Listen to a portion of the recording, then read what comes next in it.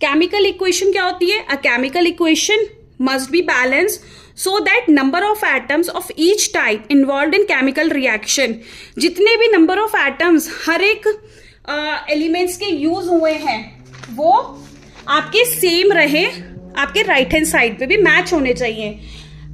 Unbalance होगा तो क्या होगा? अब जैसे कि एक एग्जांपल समझते हैं, आप ना मार्केट से लेने गए आलू, ठीक है, आलू का रेट पूछा आपने, उसने बोला भाई 20 रुपए किलो आलू है। सामने वाले भैया ने, सब्जी वाले भैया ने आपको दे दी एक टोकरी, उसमें आपने आलू रखने स्टार्ट किए, ठीक है, आपने कुछ सेलेक्ट कर लिए आलू, अच्छे अच्छे छांट लिए और भैया को दे दिए वेट करने के लिए, तोलने के लिए दे दिए। अब क्या हुआ कि उन्होंने आपने 1 kg लेने हैं तो वो 1 kg का उन्होंने बट्टा रखा, मेजरिंग स्केल में 1 kg डाला।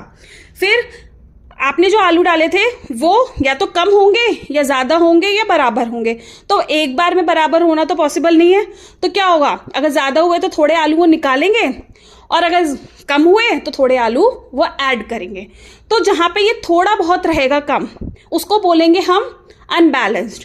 और हमें जब हमें उसे बराबर करना है तो उसको बोलेंगे बैलेंस्ड इक्वेशन।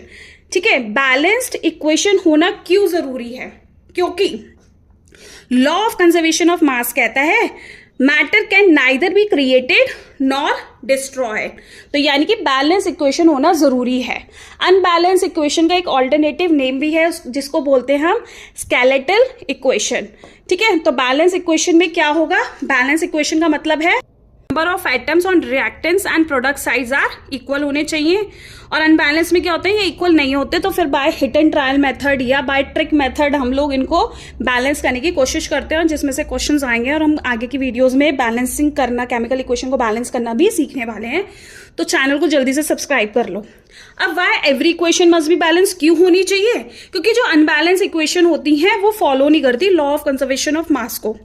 अब हम सुबह की जगह रात को उठ के स्कूल जाने लगे तो ये तो नेचर के खिलाफ हो जाएगा ना। स्कूल पहली बात तो होते हैं, चलो नाइट स्कूल भी होते हैं, बट जनरली 99% केसेस में मॉर्निंग में ही जाना होता है। ठीक है, तो अगर हम ऐसा करने लगे तो क्या होगा, हमारी जो साइकिल है वो डिस्टर्ब हो जाएगी।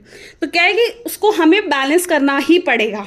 ऐसी इक्वेशन एग्जिस्ट नहीं करती है। ठीक है, सब्जी में नमक ज्यादा हो गया, क्या आप सब्जी खा लोगे? नहीं खाओगे ना।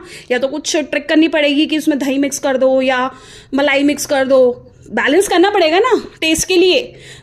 देखो, जो स्पाइसी खा लेते हैं, मिर्च ज्यादा है, जो स्पाइसी खा लेते हैं वो तो खा लेंगे, मजे से खा लेंगे, बट अगर स्पाइसी ज्यादा हो गया, मिर्च ज्यादा हो गई, तो फिर आप सब्जी नहीं खाओगे। तो बैलेंस करना पड़ेगा उसको।